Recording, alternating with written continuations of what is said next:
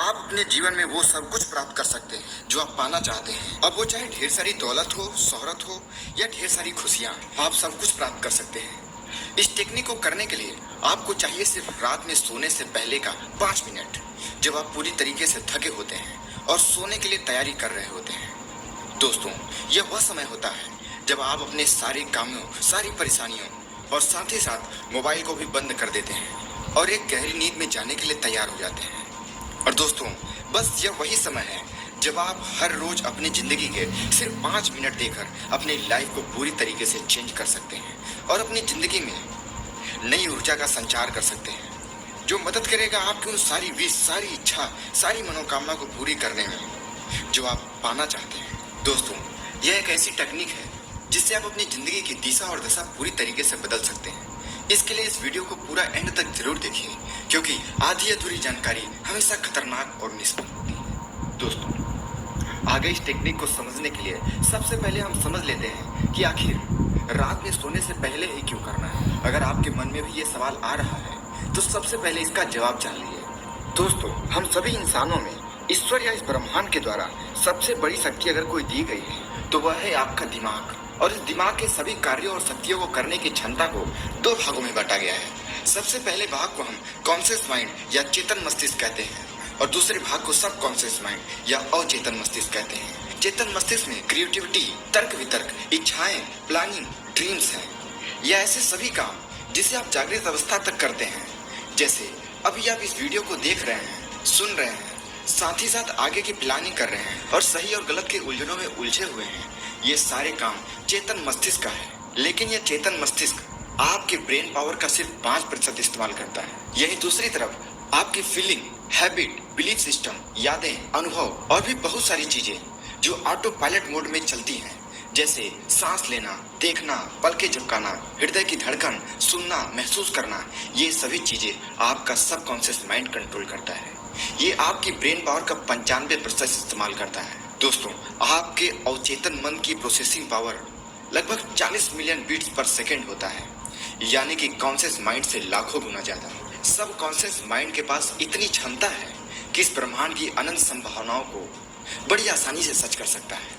आसान शब्दों में समझने की कोशिश की जाए तो जब आप कोई बाइक या कार चला रहे होते हैं तो उस समय आपकी बॉडी के पूरे सिस्टम को आपका सबकॉन्शियस माइंड कंट्रोल कर रहा होता है और उसी एक ही समय में आप मल्टीपल काम कर रहे होते हैं एकदम परफेक्ट तरीके से।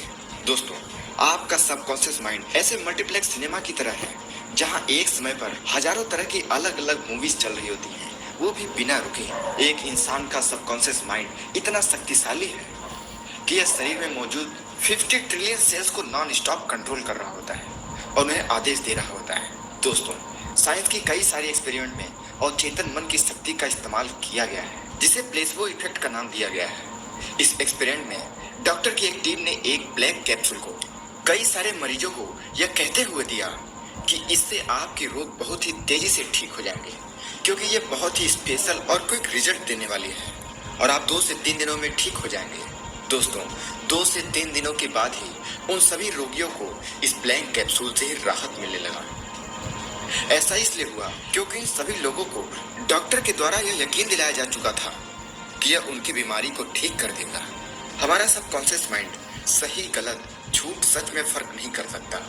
यह आपकी सभी सोच और फीलिंग्स को स्टोर करता रहता है और उसी को सच मानकर प्रतिक्रिया देने लगता है। दोस्तों, इन सभी बातों से एक बात तो साबित हो जाती है कि हमारी सफलता या असफलता के पीछे हमारे सबकॉन्शियस माइंड का बहुत बड़ा रोल होता है। पर यहाँ दिक्कत यह है कि हमारे सबकॉन्शियस माइंड में सबसे ज्यादा नेगेटिव थॉट स्टोर किए गए हैं, जिन्हें हम बचपन से अपने परिवार, रिश्तेदार, समाज या दोस्तों के द्वारा कहे, देखे या सुने जा रहे हैं। ऐसे में जब हमारा कॉन्शियस माइंड किसी सपनों, किसी इच्छाओं और किसी विश को पूरा करने के लिए सपना देखता है तो उसे पूरा करने के लिए सबकॉन्शियस माइंड का साथ लेना बहुत ही आवश्यक हो जाता है, क्योंकि सबकॉन्शियस माइंड अपने स्टोर किए हुए पुराने पिक्चर, पुराने स्टोरीज और पुराने एक्सपीरियंस से डेटा कलेक्ट करता है और खुद को आपकी उस ड्रीम, उस विश को पूरा करने के लिए तैयार करता है। अब यदि आपने उस ड्रीम या विश के लिए नेगेटिव थॉट, नेगेटिव या फेल्योर वाले एक्सपीरियंस पिक्चर को स्टोर कर रखा होगा तो आपकी सफलता की चांस सिर्फ 5% रह जाती है। दोस्तों, अब आप कहेंगे कि इसे फिर ठीक कैसे किया जाए, तो जवाब है आपकी उस ड्रीम या विश को न्यू और पॉजिटिव एक्सपीरियंस के डेटा को अपने सबकॉन्शियस माइंड में स्टोर करके।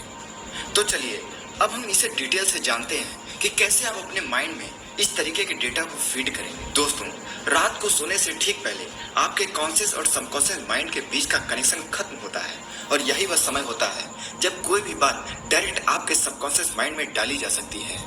दोस्तों, जब आप आधे जागे आधे सोए हुए अवस्था में होते हैं तो यह वह अवस्था होता है जब नींद से पहले कुछ मिनटों में आप जो कुछ भी अपने अवचेतन मन में विचार डालते हैं, अवचेतन मन इसे तुरंत एक्सेप्ट कर लेता है और अवचेतन मन रात भर उन्हीं विचारों के साथ रहता है।